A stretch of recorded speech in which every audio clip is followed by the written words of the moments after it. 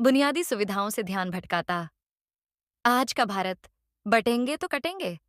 ट्रेनों में भीड़ स्थिति देखकर लगता ही नहीं है कि यह आज का भारत है। महंगाई पर सरकार मौन है। रोजमर्रा की जरूरतों का सामान इतना महंगा हो गया है कि गृहिणी अपने किचन को चलाने के लिए कटौती करने को मजबूर है। आज का भारत है जनाब, जहां त्योहारों का मौसम हो, शादियों का वक्त हो या छुट्टियों का दौर हो, फिर चाहे बस की यात्रा हो या ट्रेनों की यात्रा, इंसान भेड़ बकरियों की तरह यात्रा करने को मजबूर है। ट्रेनों में भीड़ स्थिति देखकर लगता ही नहीं है कि यह आज का भारत है। लगता है जैसे भारत नहीं होकर बांग्लादेश हो। यह नया भारत जनाब। हम आज भी अपने नागरिकों को यात्राओं के लिए मूलभूत सुविधाएं भी नहीं दे पा रहे हैं। हालात यह कि दम घुटने से जान बचाने के लिए अफरा तफरी मच जाती है। हाल में ही छठ त्योहार मनाने के लिए ट्रेन से यात्रा कर अपने घर जा रहा था, जहां उसकी दम घुटने से उसकी मौत हो गई। बुनियादी सुविधाएं हैं क्या है? रोटी, कपड़ा और मकान। और यह बुनियादी सुविधाओं की मांग आज की नहीं, भारत की आजादी के बाद आजाद भारत की पहली सरकार के वक्त से और आज के भारत की सरकार तक, जनाब, बुनियादी सुविधाओं के मांग पर कोई फर्क नहीं आया है। हाँ, हर असफल सरकार अपने विफलता को छुपाने के लिए नारा गढ़ता है।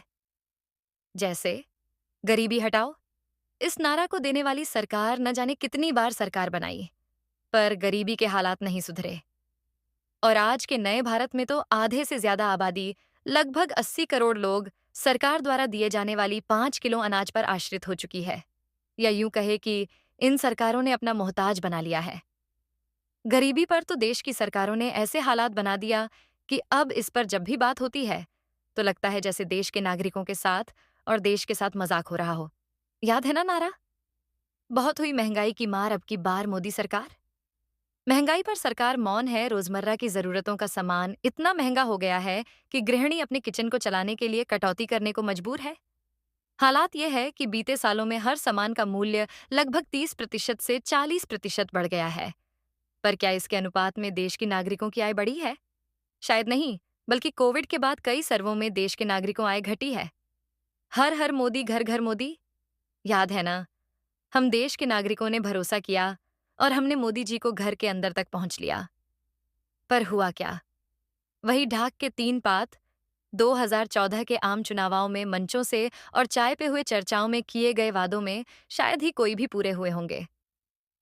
मसलन, काला धन वापस लाएंगे, 35 रुपए में पेट्रोल, रुपए गिरते कीमत को रोकना आदि। बटेंगे तो कटेंगे नारे पीछे देश की अखंडता और एकता बनाए रखना नहीं है। अगर एकता की बात होती तो हिंदू, मुस्लिम, सिख, ईसाई की बात होती, बल्कि नारे के पीछे की मंशा को समझना होगा।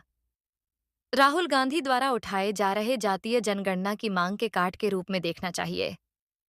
राहुल गांधी की यह मांग राजनीतिक हो सकती है, पर देश की सामाजिक व्यवस्था, जातीय आधारित व्यवस्था और आर्थिक स्थिति के आधार को समझना होगा। पूर्व में अलग अलग जातियों के साथ अत्याचार के अनेकों अनेक घटनाओं के साथ साथ सामाजिक अछूता के भी शिकार हुए हैं। अगर उन्हें समाज में सामाजिक और आर्थिक बराबरी हासिल करानी है और सरकार की योजनाओं का समानुपातिक रूप से लाभ पहुंचना है, तो जातीय जनगणना करानी होगी। और अगर जातीय जनगणना करनी पड़ी तो इसे राहुल गांधी की राजनीतिक जीत मानी जाएगी। कुल मिलाकर ताना बाना ये है कि हर वक्त की सरकारों ने अपने असफलताओं और राजनीतिक सत्ता बचाए रखने के लिए समय समय पर नाराओं के माध्यम से बुनियादी मुद्दों से ध्यान भटकने और राजनीतिक सत्ता बनाए रखने के लिए टूल मात्र है।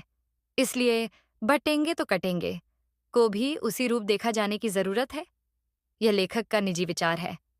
राकेश प्रताप सिंह परिहार, कार्यकारी अध्यक्ष, अखिल भारतीय पत्रकार सुरक्षा समिति, पत्रकार सुरक्षा कानून के लिए संघर्षरत।